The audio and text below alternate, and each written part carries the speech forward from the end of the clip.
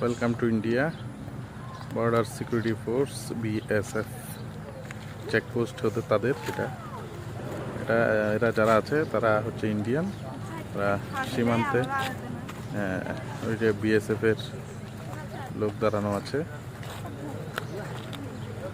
কোনো প্রকার ভিসা এবং পাসপোর্ট ছাড়া ঢুকে পড়লাম ভারতে। 1275 নম্বর পিলার অতিক্রম করছি।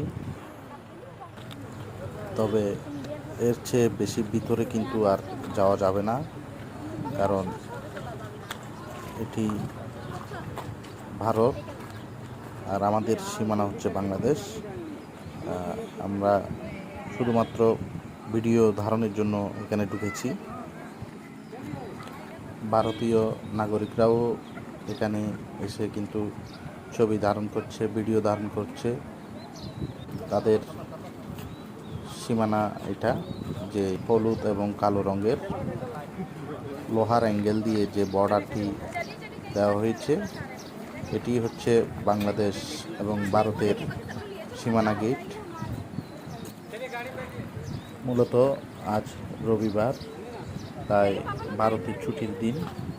ভারতীয়রা ছুটির দিনে এই প্রান্তে আসে এবং ফটো সেশন করে, যেমনটা আমরা বাংলাদেশিরা এই যে ভারত সীমান্ত দেখতে আসি, তারাও বাংলাদেশের সীমান্ত এখানে দেখতে আসে।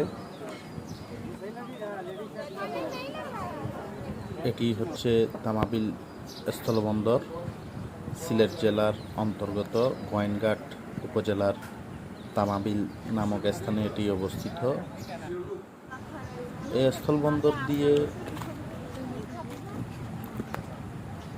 স্থলবন্দর দিয়ে ভারত বাংলাদেশের বিভিন্ন পণ্য আমদানি রপ্তানি হয়ে থাকে। এর বিপরীতে ভারতের মেঘালয় রাজ্যের ডাউকি সীমান্ত। উভয় পাশে কাস্টম ও ইমিগ্রেশন অফিস এবং সড়ক যোগাযোগ ব্যবস্থা রয়েছে। এটি সিলেট শহর থেকে প্রায় 56 কিলোমিটার উত্তরে ও গোয়েনঘাট উপজেলা থেকে প্রায় 34 কিলোমিটার উত্তরে।